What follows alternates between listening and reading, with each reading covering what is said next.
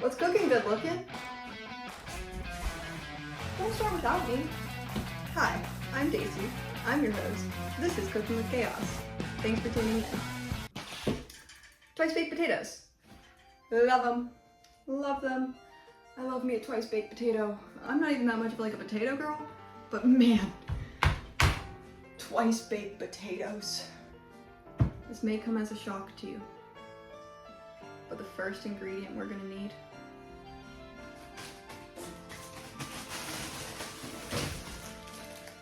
potatoes. Get as many potatoes as you think you're gonna eat,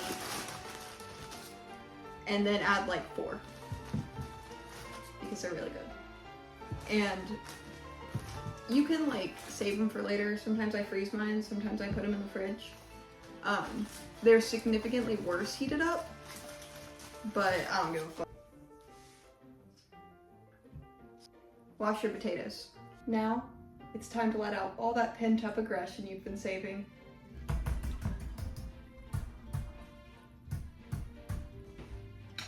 Now we're done. Don't you feel better? Pop them in the oven at 400. You did it!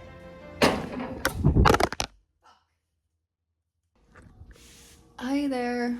Sorry. So, minor technical difficulties. I kind of dropped you. But you're fine now. Don't need to be such a bitch about it. Anyway, it's time for our next step. Bacon!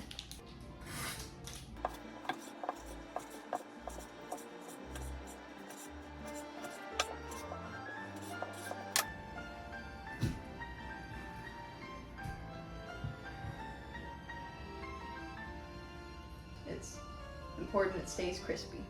And I don't like to add too much onion to mine, but I like to add enough to give it some oomph.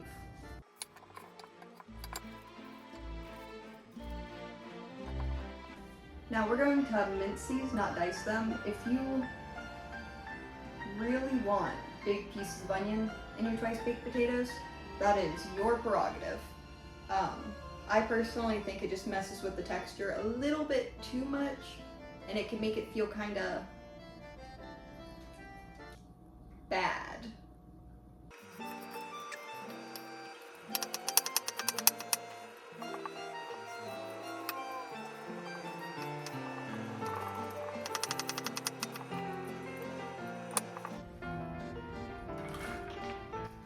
Green onions. The first time I put these in my twice baked potatoes, it was actually because I got them on accident. I was ordering online and not paying much attention at all, and I meant to get chives. And then I was like, well, these aren't chives, and I don't like raw green onion enough to just top my baked potato with it. I wonder what happens if I cook it in. So that's what I did, and it was tasty, so I'm doing it again. There are a few things I never really feel like I correctly learned how to chop, and green onions are one of them, but we're just gonna go with the flow anyway.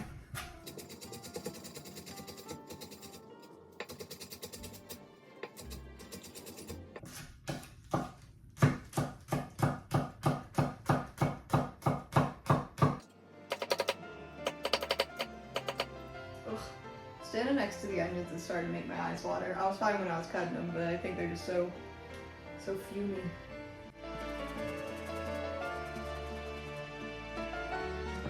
So, I might have overcooked my bacon a little bit. I'm gonna be real. I kind of got a little past crispy, hot grease, but that's gonna be fine. So don't worry about it. Don't worry about it. That's not your concern.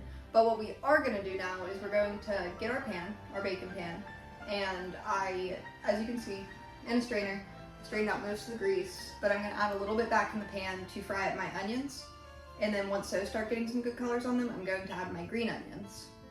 Now, repeat after me. I do not want crunchy onions in my twice baked potatoes.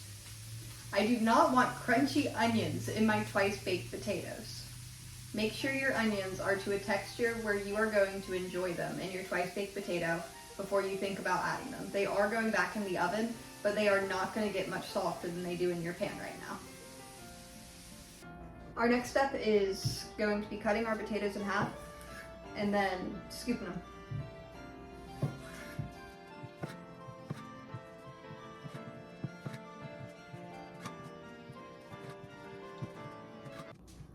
Hot! So now we're gonna get our mixing bowl. And you don't have to use a stand mixer for this. I just find it saves me a lot of time and arm workout.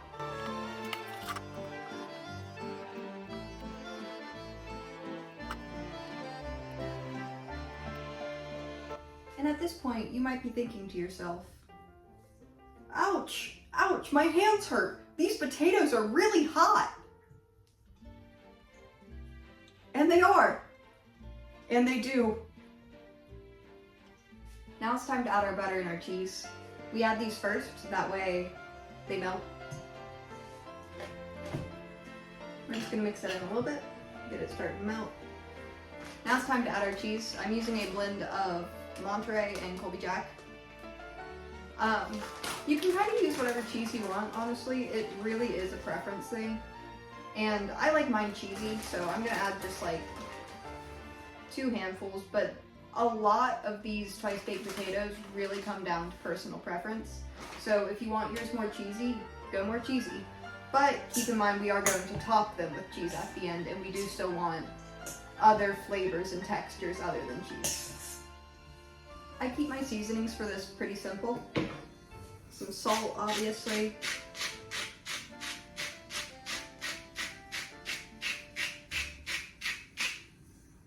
A little bit of garlic powder.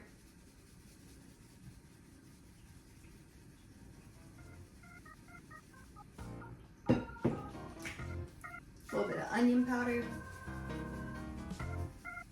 I don't like too much onion powder in mine, but once again, if you do, add more. That's the beauty of cooking, isn't it?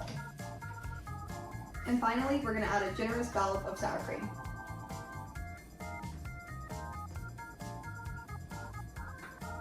Generous.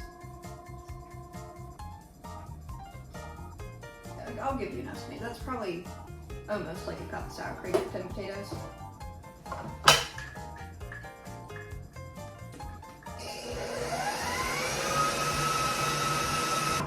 And once again, I know this is barely a recipe at this point, but it is about personal preference. So if you like your potatoes a little chunkier, leave them a little chunkier, but I like mine basically as smooth as possible.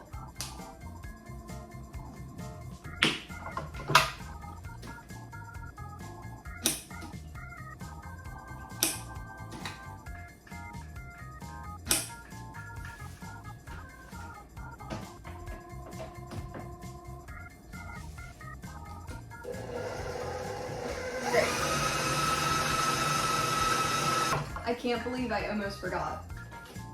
Don't forget to add those sauteed, roasted, fried vegetables that you did and your parsley.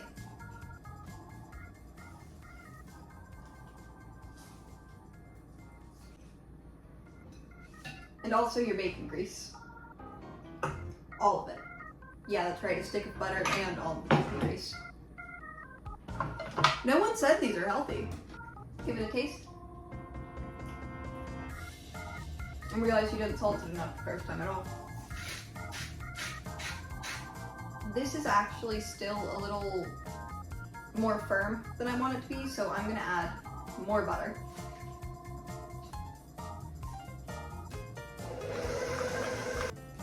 It should be a bit cooler by now, so now I'm going to go back and I'm gonna re-season to taste, make sure it tastes how I want it to. Because if you wouldn't eat this as a mashed potato, there is no point in eating it as a twice-baked potato. And then I'm going to add a bit more cheese because now it's cooler, it's not going to fully melt, so we'll get some of that nice, like, pieces of cheese in it. You want this to be a bit firmer than you'd eat a normal mashed potato because usually by the time you've added all of these ingredients, your butter and bacon fat have had a chance to cool off a bit, and so when we heat them up, when they're hot, they're going to be a bit meltier, and we still want them to be able to hold their structure and shape while we eat them. And finally, bacon. I only add about half of the bacon to mine because I really just prefer letting it be on the top. Now, before we actually load these up, we're going to put our potato skins back in the oven for a little bit. That way they can get nice and crisp. If you really want to go the extra mile, which usually I would, but I'm just not right now, is you can brush all of those with a little bit of oil and then hit them with some salt and pepper, optionally garlic powder, and then let them crisp in there and they'll get even crispier, and then the outside will be beautifully seasoned and delicious. Now it's finally time to fill these potato skins.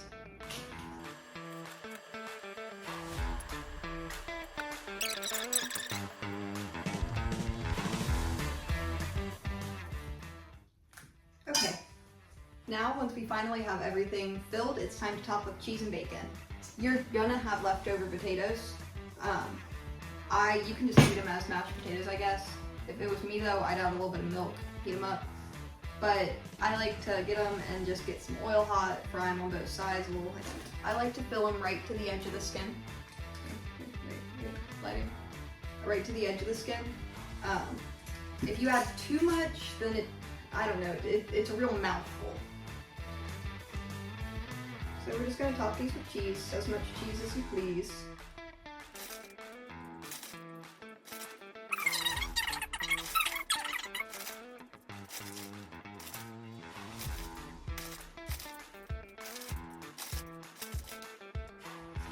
As you can see, I hope, they're all cheesy now. Now onto the bacon. This is another reason I prefer adding the bacon at the end. A lot of the bacon that we added is still in the potatoes that we didn't end up needing to fill these, and that feels like a waste. Like, it's not, because I'm still gonna eat them, I'm still gonna get that bacon, but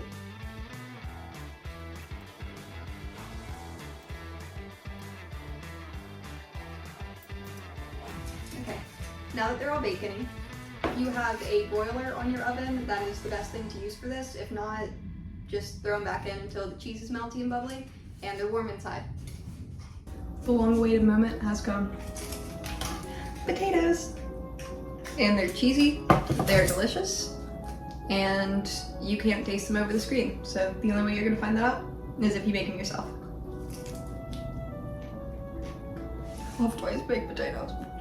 Wow! Whoa! Wowza! Yay! Yippee!